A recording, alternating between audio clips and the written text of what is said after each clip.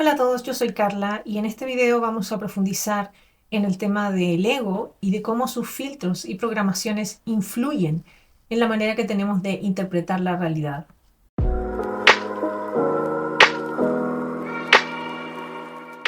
Freud explica el ego como la instancia psíquica en la cual se reconoce el yo, es decir, cuando es consciente de su propia identidad separada del resto.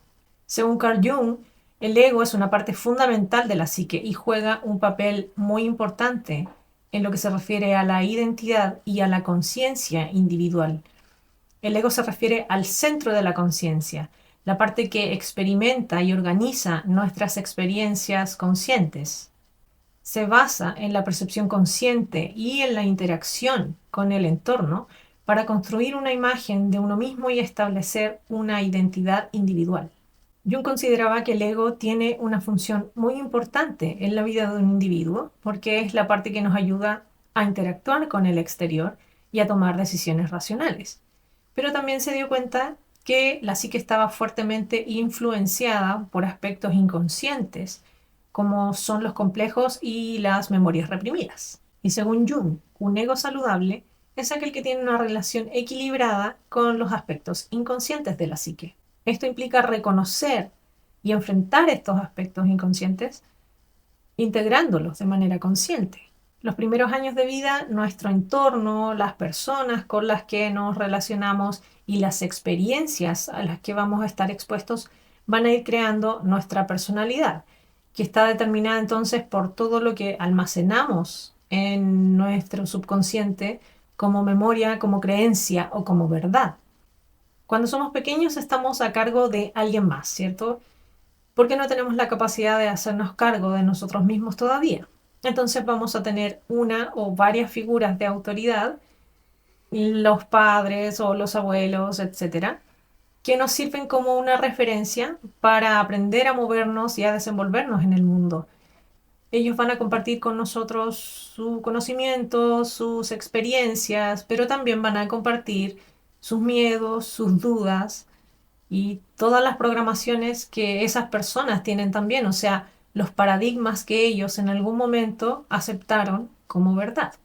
Probablemente cualquier cosa que nos diga esa figura de autoridad, vamos a aceptarla como una verdad, porque tampoco tenemos ni el conocimiento ni el discernimiento como para poder analizar o refutar lo que nos están diciendo o lo que hayamos aprendido asociado a una experiencia muy fuerte va a quedar grabada en nuestro subconsciente y puede influir de una u otra manera en nuestra forma de actuar y de pensar. Va generando una forma de movernos en el mundo, una forma de interactuar con el entorno. Nos vamos apegando a actitudes o patrones o hábitos de pensamiento o de actuar para desenvolvernos y sentirnos a salvo en el entorno o incluso sentirnos solamente parte de un clan.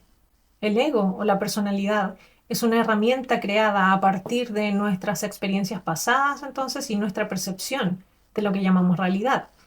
Va guardando en el subconsciente situaciones o vivencias que nos han marcado y genera una forma de reaccionar coherente con lo que se ha almacenado en la psique. Es una forma de armadura que se ha creado y se ha cristalizado en nosotros a modo de protección para lograr desenvolvernos en el mundo y alejarnos de experiencias dolorosas.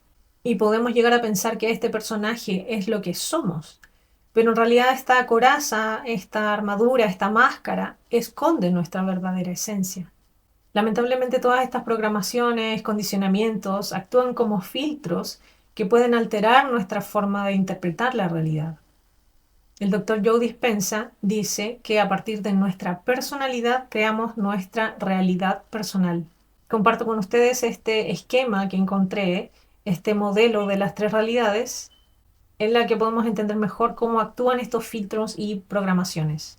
Tenemos por un lado la realidad objetiva completa, que vendría siendo todo lo que existe, todo lo que ha acontecido y el estado actual de todos los planos y todas las dimensiones existentes.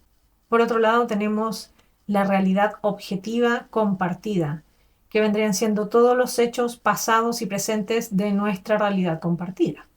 Y tenemos la realidad objetiva interna, que es lógicamente lo que ocurre y lo que ha ocurrido dentro del interior del individuo. Acá tenemos el sentir físico, por ejemplo, donde están las experiencias sensoriales, las sensaciones corporales, la percepción, los cinco sentidos, la propiocepción, el placer, el dolor, etc. Y también tenemos las programaciones mentales, las creencias limitantes, las suposiciones, los prejuicios, los paradigmas y la sombra. Jung definía la sombra como parte de la mente inconsciente que contiene ideas reprimidas, debilidades, instintos, deseos y defectos. Contiene las cosas que son inaceptables para la sociedad, para la moral y valores personales, como por ejemplo la envidia, el prejuicio, la ira, la agresión, codicia, odio, etc.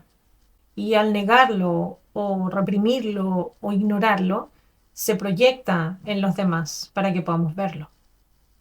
En el inconsciente encontramos protecciones generadas por situaciones de miedo, de dolor, de vergüenza, el niño herido, eventos dolorosos que nos tocó experimentar en nuestros primeros años de vida y que nos han dañado o marcado significativamente, generando un mecanismo de protección que a veces puede gatillar respuestas exageradas, por ejemplo, o desbordadas, activando diversos mecanismos de protección para evitar el dolor y mantenernos en un estado de confort.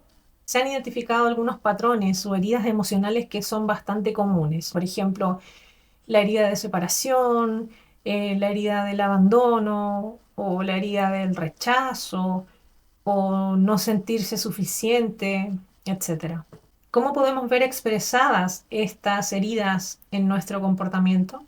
Se pueden manifestar, por ejemplo, con problemas alimenticios, problemas con la comida o ansiedad, eh, el tener que portarse bien para ser amados, porque así nos condicionaron cuando éramos pequeños, que teníamos que hacer algo o ser algo para sentirnos amados.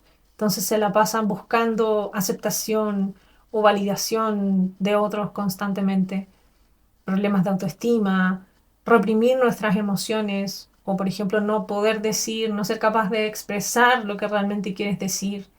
También problemas de adicciones, tabaco, alcohol, drogas o incluso parejas tóxicas. Estos condicionamientos y programaciones que están ubicados en nuestra realidad objetiva interna comprenden nuestro mundo físico, mental y emocional. Estos filtros distorsionan la realidad objetiva creando nuestra realidad subjetiva, es decir, la forma única y particular que tenemos de interpretar el mundo.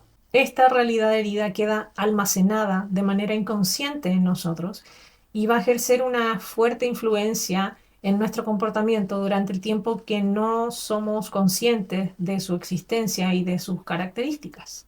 Sin embargo, a través de la fuerza de voluntad y a través de un comprometido trabajo de autoconocimiento, podemos aprender a traer estas memorias a la conciencia y aprender a relacionarnos con ellas desde una manera nueva, desde una nueva perspectiva, desde un nuevo estado de conciencia, para ir dejando de lado patrones de comportamiento o de emocionalidad o de pensamiento que no nos sirven.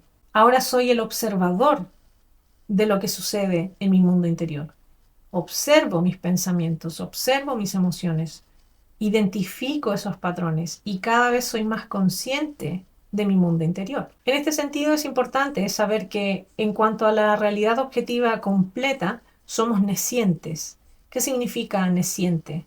Significa que no tenemos acceso a toda la información, que está fuera de nuestro alcance, por eso no podemos conocerla.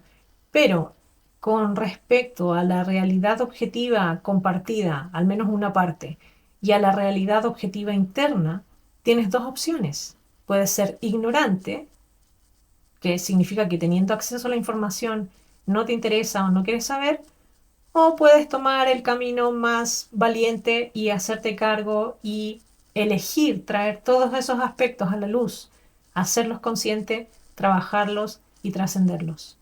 Hasta que el inconsciente no se haga consciente, al subconsciente seguirá dirigiendo tu vida y tú le llamarás destino.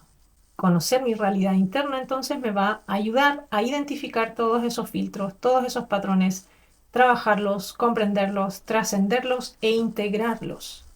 A partir del autoconocimiento, me conecto con lo que me pasó, puedo abrir mi corazón e incluso utilizar esa herida como una herramienta. La puedo transformar en una herramienta de crecimiento. Puedo decidir dejar de ver la realidad a través de esos filtros. Decido dejar atrás esos patrones. Decido dejar de reaccionar a partir de esas heridas, porque sé que son programaciones, y recupero entonces mi libre albedrío y empiezo a actuar en consecuencia, empiezo a actuar conscientemente. Eso quiere decir que empiezo a crear mi propia realidad, empiezo a recuperar mi libre albedrío. En otras palabras, puedes decidir si quieres que esos filtros sigan dirigiendo tu vida o si prefieres empezar a crear tu propio destino. En resumen, si nuestra personalidad va a determinar nuestra realidad personal, debemos estar determinados a comprender todos los aspectos de nuestra psique e integrarlos de manera consciente.